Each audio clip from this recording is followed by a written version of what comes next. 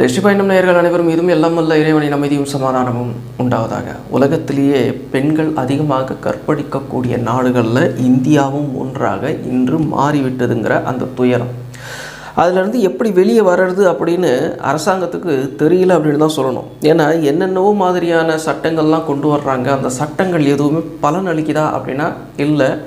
இன்னும் கூடுதலான முறையில் அந்த பெண்கள் பாலியல் வன்புணர்வுக்கு ஆளாகிறாங்க, தவற கொல்லப்படுறாங்க. 20 நிமிடங்களுக்கு ஒரு பெண் கொல்லப்படுகிறாள் அப்படிங்கிற அந்த புள்ளி விவரம் மிகச்சில மாதங்களுக்கு முன்னாடி, அதாவது விரல் விட்டு எண்ணக்கூடிய சில மாதங்களுக்கு முன்பு வரை இந்த புள்ளி விவரம் நம்மகிட்ட இருந்தது. ஆனால் தற்பொழுது நிமிடங்கள் குறைந்திருக்கிறது, பெண்களுடைய எண்ணிக்கை அதிகரிக்கிறது அப்படிங்கிற அந்த ஒரு துயரமான செய்தியும் நம்மளை எட்டுது. இப்போ அரசாங்கம் என்ன பண்ணுறாங்க அப்படின்னா, இதுக்கு எதிராக நடவடிக்கை எடுக்கணும் அப்படிங்கிற பேரில் கடுமையான சட்டங்கள் கொண்டு வராங்க. பெண்களை முறைச்சி பார்த்தா ஒரு தண்டனை, ஃபாலோ பண்ணால் ஒரு தண்டனை, பஸ்ஸில் போகும்போது சண்டை போட்டால் ஆண்களை இறக்கி விட்டுறணுங்கிற மாதிரியான தண்டனை, இந்த மாதிரியான தண்டனை சட்டங்கள் கொண்டு வரும்போது கூட ஏன் இது மாதிரியான குற்றங்கள் குறைய மாட்டேங்குது அப்படின்னு நம்ம பார்க்கும்பொழுது, இந்த சட்டங்கள் எல்லாம் பெண் பாதுகாப்பு சட்டங்கள்ங்கிற பேரில் தான் கொண்டு வரப்படுது. ஆனால் கூர்ந்து கவனிச்சா இது பெண்களுடைய பாதுகாப்பு சட்டம் இல்லை, இது வெறுமனே தண்டனை சட்டமாக இருக்குது.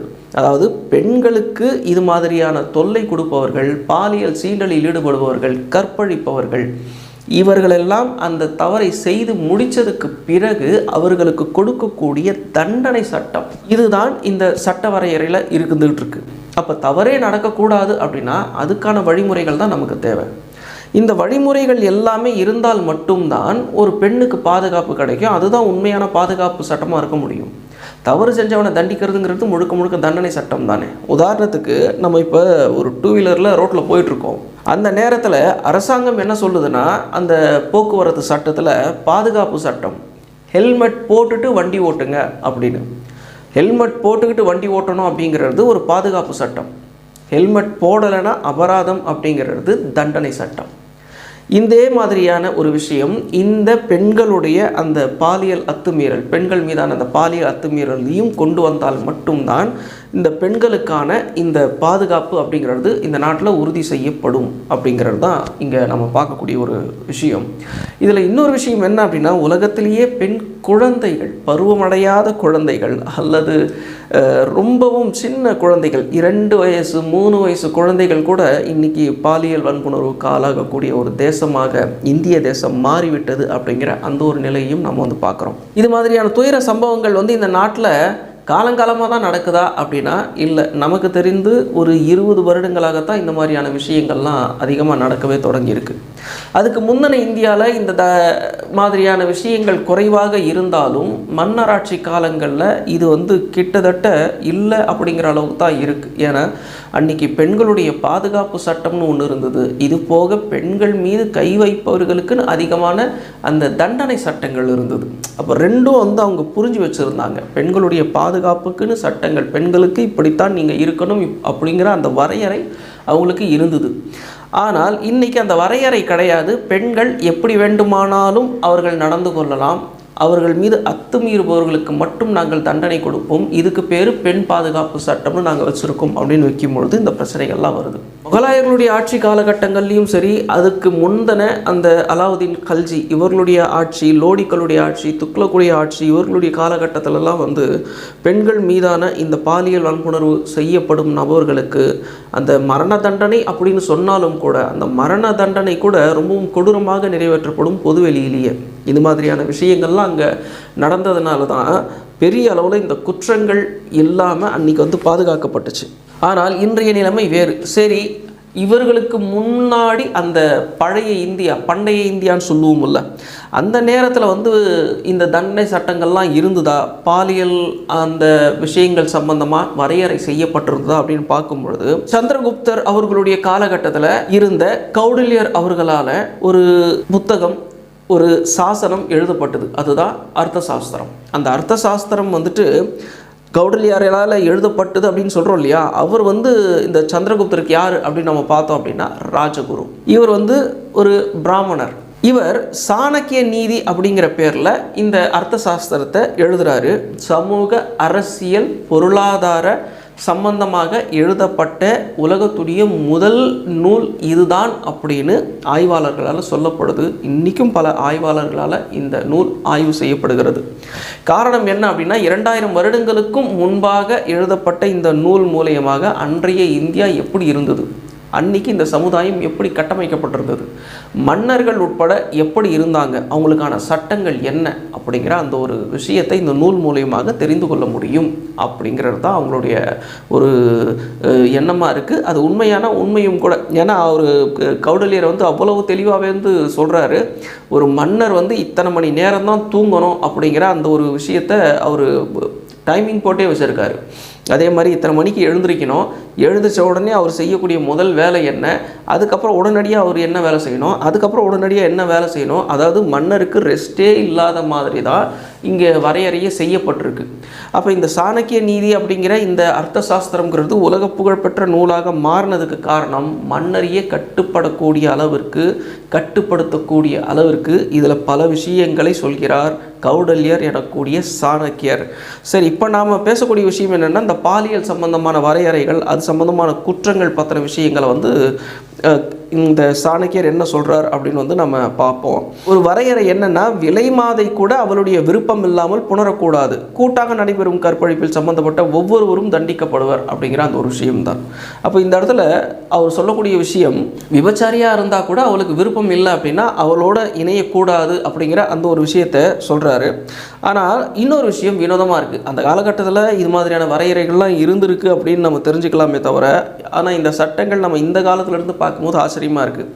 என்னென்னா, ஆபத்து, பழி, கொடுமையிலிருந்து ஒரு பெண்ணை காப்பாற்றியவனுக்கு அவள் மீது முழு உரிமையும் உண்டு. தண்ணீரில் இருந்தோ காட்டில் இருந்தோ பகைவனிடமிருந்தோ தான் காப்பாற்றிய பெண்ணை அவள் தனக்கு பரிச்சயம் அற்றவளாயினும் அவளுடைய சம்மதத்தோடு அவளை அனுபவிக்கலாம். அவர் விருப்பமற்றவளாயினும் உயர்குலத்தை சேர்ந்தவளாயினும் முன்பே தாயாகி இருந்தாலும் அரசனுடைய சேவகர்களால் அல்லது அவளுடைய உறவினர்களால் காப்பாற்றப்பட்ட பெண்ணாயினும் அவளை அனுபவிக்காமல் பிணைத்தொகையை பெறும் பொருட்டு வைத்திருந்து தொகையை பெற்றுக்கொண்டதும் திரும்ப ஒப்படைத்து விடலாம் அப்படின்னு இருக்கு.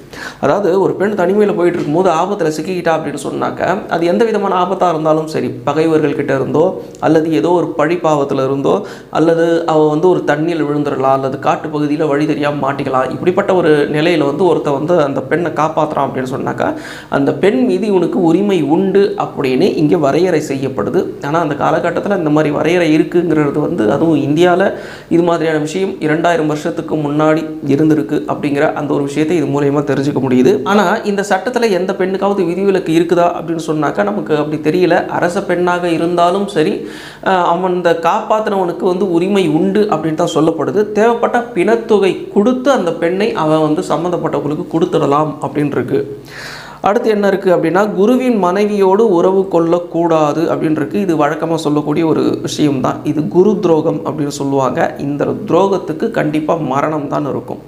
அப்புறம் துறவு மேற்கொண்ட ஆணோ பெண்ணோ பாலுறவு வைத்து கொண்டது தெரிய வந்தால் தண்டிக்கப்படுவார்கள் அப்படின்னு இருக்கு. ஏன்னா துறவிகள் அப்படிங்கிறவங்க மிகவும் நம்பிக்கைக்குரியவர்களாக காக்கப்படுகிற, நினைக்கப்படக்கூடிய, கருதப்படக்கூடிய ஒரு சமுதாயத்தில் துறவிகள் ஒரு பாலியல் சேட்டையில் ஈடுபடுறாங்க அப்படின்னு சொன்னால் கண்டிப்பாக தண்டிக்கப்படுவார்கள் அப்படிங்கிற சட்டம் அந்த காலத்திலேயே துணிச்சலாக எழுதப்படுது அப்படின்னு சொல்லும் பொழுது, ஏன் துணிச்சலாக எழுதப்படுது அப்படின்னா, அந்த காலகட்டத்தில் அரசை கட்டுப்படுத்தக்கூடிய இடத்துல யார் இருந்தாங்க, அரசரே யாரை பார்த்து எழுந்திரிச்சு நிற்பார் அப்படின்னு சொன்னாக்கா, ஆன்மீகம் சார்ந்த யாராக இருந்தாலும் அவர்களுக்கு அரசர் மரியாதை கொடுப்பார்.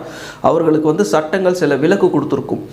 ஆனால் அவங்கள கூட இந்த சமுதாயத்துக்கு துரோகம் செய்கிறாங்கன்னா அவங்கள தண்டிக்கணும் அப்படின்னு இந்த இடத்துல சாணக்கியர் பதிவு பண்ணுறாரு. அதே மாதிரி முறைகேடான உறவு அப்படின்னு ஒரு வரையறை வச்சிருக்கிறாங்க. என்ன அப்படின்னா, ஒரு ஆண் தனது தாய் அல்லது தந்தை வழியிலான அத்தை, மருமகள், மகள் அல்லது சகோதரியுடன் பாலுறவு வைத்து கொண்டால் அவனது ஆண்குறி துண்டிக்கப்பட்டு மரண தண்டனைக்கு உட்படுத்தப்படுவான்.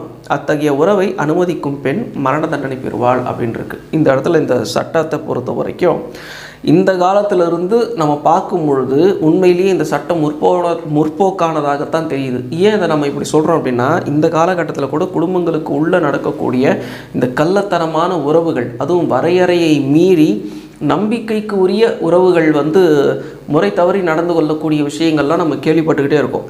அம்மாவும் மகனும் உறவு வைத்து கொள்வது, சகோதரியும் சகோதரனும், அதே மாதிரி மகளும் தந்தையும், இது மாதிரியான விஷயங்கள் எல்லாமே நம்ம அதை கேள்விப்பட்டு கொண்டே இருக்கிறோம். ஆனால் இது மாதிரியான விஷயங்களில் ஈடுபடும் பொழுது பெரும்பாலும் இன்றைக்கி வந்து ஆண்கள் தண்டிக்கப்படுறாங்க. அந்த போக்சோ அப்படிங்கிற அந்த சட்டத்தின் மூலியமாக நம்ம வந்து செய்திகளில் கேள்விப்படுறோம். தங்கையை கர்ப்பமாக்கிய அண்ணன் கைது, அக்காவை கர்ப்பமாக்கிய தம்பி கைது அப்படின்லாம் 2 பேரும் இணைஞ்சு இந்த தவறுகளை செய்யும் பொழுது மிக நிச்சயமாக வந்துட்டு இது ஒரு விபச்சாரம். 2 பேரும் தான் தண்டிக்கப்படணும். ஆனால் ஒரு நவீன காலத்தில் உட்காந்துக்கிட்டு ஈக்குவாலிட்டியை பேசிக்கிட்டு இருக்கிற இந்த சமுதாயத்தில் இன்றைக்கி ஆண்கள் வந்து இந்த சட்டத்தின் மூலியமாக கைதுபடக்கூடிய ஒரு காட்சியை வந்து இன்றைக்கி பார்த்துக்கிட்டு இருக்கிறோம். ஆனால் 2000 வருஷத்துக்கு முன்னாடி சாணக்கியர் சொல்கிறாரு, அத்தகைய உறவை அனுமதிக்கும் பெண்ணும் மரண தண்டனை பெறுவாள் அப்படின்னு தெளிவாக சொல்லியிருக்காரு.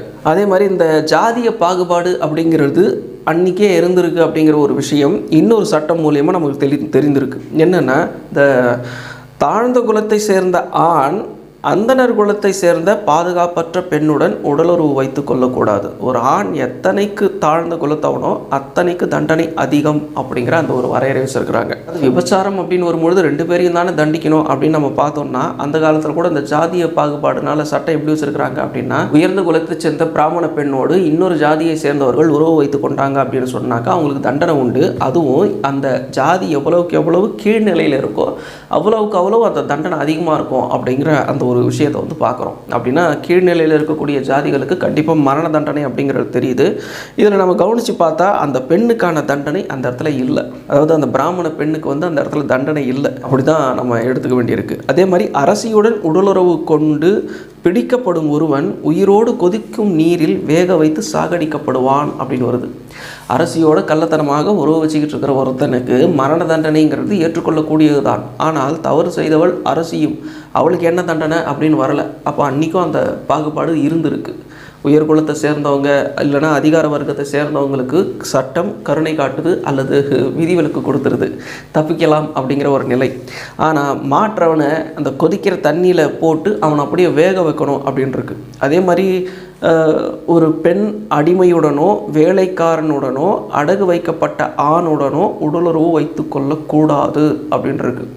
அதாவது ஒரு பெண்ணுக்கு இந்த சட்டம், ஒரு பெண் வந்து தன்னுடைய அடிமையோட வேலைக்காரனோட அடகு வச்ச ஆணோட வந்து உடலுறவு வைத்து கொள்ளக்கூடாது அப்படின்னு இருக்கு. ஆனால் ஆண்கள் இதை செய்தார்க்கா அவங்களுக்கு என்ன தண்டனை அப்படின்னு சொல்லப்படலை. ஒரு பெண்ணுக்கு வந்து இது மாதிரியான வரையறைகள் வைக்கும் பொழுது இப்படிப்பட்ட ஒரு நிலையில் விபச்சாரம் செய்யக்கூடிய பெண் கண்டிப்பாக கடுமையாக தண்டிக்கப்படுவாள் அப்படிங்கிறது தெரியுது. அதே மாதிரி இந்த இயற்கைக்கு மாறான உறவு இருக்குது பார்த்தீங்களா, அதுவும் வந்து இங்கே தண்டனைக்கு உரிய ஒரு குற்றமாகவே பார்க்கப்படுது.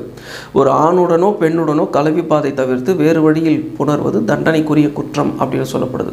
அப்போ உடலுறவுக்கு எப்படி இயங்கணுமோ அப்படி இயங்கணும். மாற்று வழியில் உடலுறவு கொள்ளும் பட்சத்தில் மிக நிச்சயமாக தண்டனை உண்டு அப்படின்னு அப்போவே இந்த விஷயத்தை வந்து வரையறை செஞ்சுருக்கிறாங்க. அதே மாதிரி வயதுக்கு வராத பெண்ணை கற்பழித்தல் அப்படிங்கிற அந்த ஒரு குற்றச்சாட்டு வரும்பொழுது குற்றச்சாட்டுக்கு உட்பட்டவருடைய ஒரு கை வந்து துண்டிக்கிறது அல்லது 400 ரூபாய் பணம் அபராதம் அப்படின்னு சொல்லப்பட்டிருக்குது. ஒரு கை துண்டிப்பாங்க. அதாவது பருவமே அடையாமல் வயதுக்கு வராத ஒரு பெண்ணை யாராவது சின்ன பெண்களை கற்பழிச்சிட்டாங்க அப்படின்னு சொன்னாக்கா ஒரு கை வந்து துண்டிக்கப்படுறது மட்டும் இல்லாமல், அதாவது துண்டிக்கப்படலாம் அல்லது 400 ரூபாய் அபராதம் அப்படின்னு சொல்லியிருக்காங்க. 400 ரூபாய் அபராதம்ங்கிறது அந்த காலகட்டத்தில் வந்து ரொம்ப ரொம்ப ரொம்ப ரொம்ப அதிகம். நமக்கு தெரிஞ்சு 100க்கு 99 பேரால் நிச்சயமாக இந்த அபராத தொகை வந்து செலுத்த முடியாது. கண்டிப்பாக கை வந்து துண்டிக்கப்படும் அப்படின்னு தான் தோணுது. அப்படி கை துண்டிக்கப்பட்டாங்கன்னு சொன்னாக்கா பெரும்பாலும் அந்த காலகட்டத்தில் இரத்த ஓட்டத்தை உடனே நிறுத்த முடியாது. இதன் காரணமாக மரணம் ஏற்படலாம். ஆனால் இன்னொரு விஷயமும் இங்கே சொல்லியிருக்கிறாங்க, இந்த வயதுக்கு வராத பெண் கற்பழிக்கப்பட்டு அந்த பெண் இறந்து விட்டால் கற்பழித்தவனுக்கு மரண தண்டனை அப்படின்ருக்கு.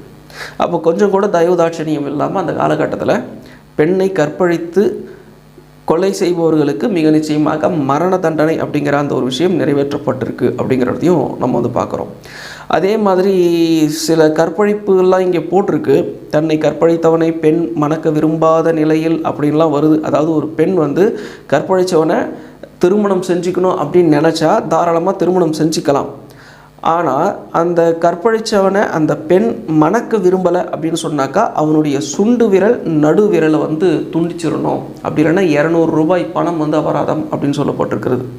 அப்போ துண்டு விரலையும் அதாவது சுண்டு விரலையும் நடு விரலையும் துண்டிக்கும் பொழுது மிக நிச்சயமாக அவனுடைய வாழ்நாளில் அவனால் ஒரு வலுவான ஒரு எந்த வேலையும் செய்ய முடியாத நிலைக்கு ஒரு ஆண் தள்ளப்படும் பொழுது அது ஒரு சித்திரவதையாகத்தான் இருக்கும். ஆனால் தன்னை கெடுத்தவனையே மனம் செய்ய விரும்பும் நிலையில் அந்த பெண்ணுக்கு மனம் செய்கிறதுக்கு உரிமை உண்டு. ஆனால் 27 ரூபாய் பணம் அபராதமாக செலுத்த வேண்டும் அப்படின்னு போட்டிருக்கு. அப்போ இந்த கற்பழிப்பை வந்து அவங்க வந்து தெளிவாகவே அந்த காலகட்டத்தில் தவறாக தான் பார்த்துருக்குறாங்க. ஒரு நாகரிகமான சமுதாயமாக தான் இன்றைக்கி வந்து சந்திரகுப்தருடைய அந்த ஆட்சி வந்து இருந்திருக்கு. அதே மாதிரி அடுத்தவருக்கு நிச்சயிக்கப்பட்ட பெண்ணை வந்து கற்பழிக்கிறாங்க அப்படின்னு சொன்னாக்கா அவனுக்கு வந்து கையை துண்டிக்கிறது அல்லது 400 ரூபாய் பணத்தோட வரதட்சணை தொகையும் திருப்பி செலுத்தணும் அப்படின்ருக்கு. உங்களுக்கு புரியும் நினைக்கிறேன். ஒரு நிச்சயம் செய்யப்பட்ட ஒரு பெண்ணுக்கு வந்து வரதட்சணையும் கொடுத்தாச்சு மாப்பிள்ளை வீட்டுக்கு. ஆனால் அந்த நிலையில் வந்து அந்த பெண் கற்பழிக்கப்பட்டிருக்கா அப்படின்னு சொன்னாக்க கற்பழித்தவனுடைய கை வந்து துண்டிக்கப்பட்டுடுது. அப்படி இல்லைன்னு சொன்னால் 400 ரூபாய் அபராதம் ப்ளஸ் வரதட்சணை தொகையும் அவன் திருப்பி தரணும் அப்படின்ருக்கு. இது அந்த காலத்தில் ரொம்பவும் கஷ்டமான ஒரு விஷயம். இந்த 400 ரூபாய் பணத்தையும் கொடுத்து வரதட்சணை தொகையையும் திருப்பி கொடுக்கறது. அப்போ மிக நிச்சயமாக அன்றைக்கி இந்த தவறை செஞ்சவங்களுடைய கைகள் துண்டிக்கப்பட்டிருக்கும் அப்படிங்கிறது தெரியுது.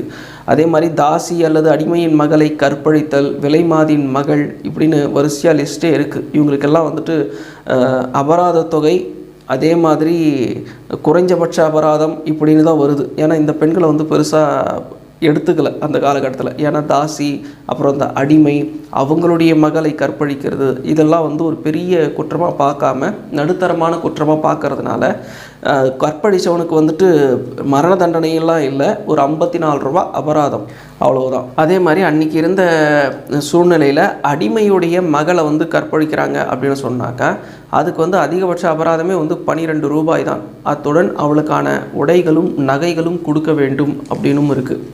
நகைன்னா அந்த காலத்தில் ஒரு கிராம் 2 கிராம் இந்த மாதிரி ஏதாவது வாங்கி கொடுத்துருப்பாங்க. அப்போ இதெல்லாம் பார்க்கும் பொழுது அந்த காலகட்டத்தில் தண்டனைகள் அப்படின்னு வரும் பொழுது இந்த காலத்தில் இருக்கிற மாதிரியே சில விதிவிலக்குகளோடவே வருது. பெண்களுக்கு அப்படின்னு சொன்னாக்கா கொஞ்சம் இறக்கம் காட்டியிருக்கிறாங்க, பெண்களை வந்துட்டு அந்த சட்டத்திலேருந்து விடுவிச்சிருக்கிறாங்க. அதே சமயம் ஆண்களை வந்து கொஞ்சம் டைட்டாக பிடிச்சிருக்கிறாங்க. கூடவே சேர்ந்து அந்த ஆண் வந்து ஒரு ஜாதி நிலையில் கீழ்நிலையில் இருந்தாங்க அப்படின்னு சொன்னாக்கா அவங்களுக்கு அதிகமான தண்டனை கொடுத்துருக்குறாங்க. பெண்கள்லேயே வந்து கீழ்நிலையில் பார்க்கப்படக்கூடிய இந்த தாசி பெண்கள், அடிமை பெண்கள், வேலைக்கார பெண்கள் இவங்களு மேலே நடத்தப்படக்கூடிய அந்த பாலியல் பலாத்காரத்துக்கான தண்டனை நடுத்தரமான ஒரு தண்டனையாக மட்டும்தான் இருக்குது. குற்றவாளிக்கு அது அதிகபட்ச தண்டனையை வந்து சொல்லவே இல்லை. ஆகையினால் இந்த கடத்திக்கிட்டு போகிற பெண்களுக்கு கூட இங்கே வந்து தண்டனை கொடுத்துருக்குறாங்க. அதாவது எந்த பெண்ணையாவது யாராவது கடத்திக்கிட்டு போகிறாங்க அப்படின்னு சொன்னாக்கா 200 ரூபா அபராதம் கட்டணும். அந்த அபராதம் அந்த பெண் ஆபரணம் இல்லாமல் இருந்த நிலையில் கடத்திக்கிட்டு போனான். ஆபரணங்களோடு கடத்திக்கிட்டு போகிற பெண்ணுக்கு வந்து அந்த குற்றவாளி சம்மந்தப்பட்ட குற்றவாளிக்கு உயர்ந்தபட்ச அபராதம் அப்படின்னு வந்து போட்டிருக்கு. இதில் ஒரு ஆச்சரியம் என்னென்னா, குறிப்பாக ஒரு சட்டம் இங்கே அதிகாரிகள் சில தவறுகள் செய்யும் பொழுது அவங்கள தண்டிக்கிறது, அவங்களுக்கு எதிரான சாட்சிகளை கொண்டு வர்றதெல்லாம் ரொம்ப கஷ்டமாக இருக்குதுல்ல. அதை அப்போவே இருந்திருக்கு பாருங்களேன். சட்டம் விதிவிலக்கு கொடுத்துருக்கு பாருங்கள். சிறை அதிகாரி கற்பழித்தல் மனமான பெண்ணடிமை அப்படின்னு வந்து சொல்லிட்டு அவங்களுக்கான தண்டனை வந்து குறைந்தபட்ச அபராதம் அப்படின்னு போட்டிருக்கு. சிறை அதிகாரியாக ஒருத்தர் இருக்கிற நிலையில் சிறையில் பெண்கள் இருப்பாங்க இல்லையா, அந்த பெண்களை வந்து கற்பழிச்சா, அதுவும் மனமான பெண்களை கற்பழிச்சிட்டாங்க அப்படின்னு சொன்னாக்க அந்த அதிகாரிக்கு வந்து குறைஞ்சபட்ச அபராதம் தான் தண்டனை.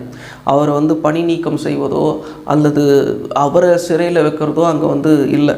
அப்படின்னா சம்பளம் மாதம் சம்பளம் வாங்கும்பொழுது கண்டிப்பாக ஏதாவது ஒன்று அங்கே நடந்திருக்கும். அப்படி தான் நம்ம யோசிக்க தோணுது. ஆனால் இன்னொரு விஷயம் என்னென்னா, அடமானமாய் வைக்கப்பட்ட கைதியின் மனைவியை கற்பழித்தல் அதிகபட்ச அபராதம். அப்போ கூட அபராதம் தான். அந்த சிறை அதிகாரி ஜாமீனுக்கு நான் இருக்கேன், அவர் அமுச்சு வைங்க அப்படின்னு வெளியே அமுச்சு விடுவாங்க அந்த காலத்திலலாம். அப்போ மனைவி வந்து உக்காஞ்சிக்கிட்டு என் கணவர் வெளியே போயிட்டு வரட்டும், அவர் வந்துட்டு தேவையான பணத்தை கொண்டு வந்து அபராத தொகையை கட்டிட்டு போகட்டும் அப்படின்னு சொல்லும் பொழுது அந்த கேப்பில் அதிகாரி அந்த பெண் மேலே ஒரு பாலியல் வன்புணர்வு செஞ்சிட்டார் அப்படின்னு சொன்னாக்கா அதுக்கு வந்து அதிகபட்ச அபராதம் தண்டனையே அவ்வளோதான். அந்த அதிகாரி மேலே வேறு ஆக்ஷன் கிடையாது. ஒரு குறைஞ்சபட்சம் இன்றைக்கி வந்து டிரான்ஸ்ஃபர் பண்ணுறாங்க பாருங்கள் ஒரு இடத்துலேருந்து இன்னொரு இடத்துக்கு, அது கூட இல்லை போல் இருக்குது. விதவையை கற்பழித்தல் 100 ரூபாய் பணம், விலைமாதை கற்பழித்தல் 12 ரூபாய், கூட்டாக கற்பழித்தல் குற்றமளித்த ஒவ்வொருவருக்கும் 24 ரூபாய் அபராதம் அப்படின்னு போகுது. குருவின் மனைவியோடு உடலுறவு கொள்ளும் விபச்சாரம் செய்யும் ஆணுக்கு ஆணுறுப்பை வெட்டி மரண தண்டனை அளிக்க வேண்டும் அப்படின்னு சொல்லப்பட்டிருக்கு. ஆனால் குருவியோடைய மனைவியை என்ன செய்யணும் அப்படின்னு இங்கே எந்த விதமான சட்டமும் இல்லை. பெண் துறவியுடன் உடலுறவு கொள்ளல், ஆண் சம்மதிக்கிற பெண் அப்படின்லாம் அப்படி வரிசையாக வருது. எல்லாமே அது பார்த்திங்கன்னா இந்த இடத்துல முழுக்க அபராதங்களாக மட்டுமே போய்கிட்டு இருக்கு. அடிமை அல்லது வேலைக்காரனுடன் உறவு வைக்கிற பெண், அவளுக்கு மரண தண்டனை அப்படின்ட்டுருக்கு. அதே மாதிரி இதே தான் இந்த விஷயம் நம்ம பார்க்கும்போது எப்படி இருக்குது அப்படின்னு சொன்னாக்க, முழுக்க பாகுபாடுகளோடு மட்டுமே இந்த சட்டங்கள் வரையறை செய்யப்பட்டிருக்கிறத நம்ம பார்க்குறோம். முதல்ல சட்டம்னா எப்படி இருக்கணும் அப்படின்னா, இவங்க பொசிஷனில் இவங்களுக்கு இந்த மாதிரி தான் தண்டனை அப்படின்னு இருக்கவே கூடாது. சிவில், கிரிமினல் இப்படி ரெண்டுத்தையும் பிரித்து வைக்கணும். இந்த இடத்துல ஒரு தவறு நடக்குது அப்படின்னு சொன்னால் இது தவறு மட்டும்தான் நம்ம கணக்கில் எடுக்கணும். இந்த தவறை செய்தவர்களுக்கு இது தண்டனை அப்படின்னு இருக்கும் பொழுது, இவங்க இந்த ஜாதியை சேர்ந்தவங்க, இவங்க இந்த குலத்தை சேர்ந்தவங்க, இவங்க அதிகார வட்டத்தில் இருக்கிறவங்க அப்படிங்கிற பாகுபாடு இல்லாமல் ஒரு குற்றத்துக்கு இதுதான் தண்டனை அப்படின்னு சொல்லி அந்த தண்டனை நிறைவேற்றப்படும் பொழுது அந்த சமுதாயம் கட்டுக்கோப்பாக திகழுங்கிறது தான் உண்மை. அப்படி கட்டுக்கோப்பாக இந்த சமுதாயம் 2000 வருஷத்துக்கு முன்னாடி அந்த கௌடல்யருடைய இந்த சாணக்கிய நீதி நூல் எழுதும்போது இருந்துதாங்கிறது உண்மையிலேயே டவுட்டாக தான் இருக்குது. ஏன்னா இந்த சட்டங்கள் பாரபட்சமான சட்டங்களாக இருக்கிறதுனால மிக நிச்சயமாக அன்றைய காலகட்டத்தில் இந்த சமுதாயம் கட்டுக்கோப்பாக இருந்திருக்கிறதுக்கான வாய்ப்புகள் கிடையாது. பல விதிவிலக்குகள் இந்த சட்டங்கள் இருக்கிறதுனால இது ஏற்றுக்கொள்ளும்படியாகவே இல்லைங்கிறது தான் நம்முடைய தனிப்பட்ட ஒரு கருத்தும் கூட. இந்த பதிவு எதுக்காக சொல்ல ஆரம்பித்தோம் அப்படின்னா, அந்த காலகட்டத்திலேயே பாலியல் சேட்டைகள்லாம் இருந்திருக்கு. ஆனால் அதுக்கும் வரையறை வச்சுருக்கிறாங்க அப்படிங்கிற ஒரு விஷயத்தை பார்க்கும்போது நம்மளுக்கு ஆச்சரியமாக இருந்தது. அதை உங்களோட பகிர்ந்து கொள்ள ஆசைப்பட்டது தான். இந்த பதிவு உங்களுக்கு பிடிச்சிருக்கும் அப்படின்னு நான் நம்புகிறேன். இறைவன் நாடினால் அடுத்த பதிவில் சந்திப்போம். நன்றி நேயர்களே.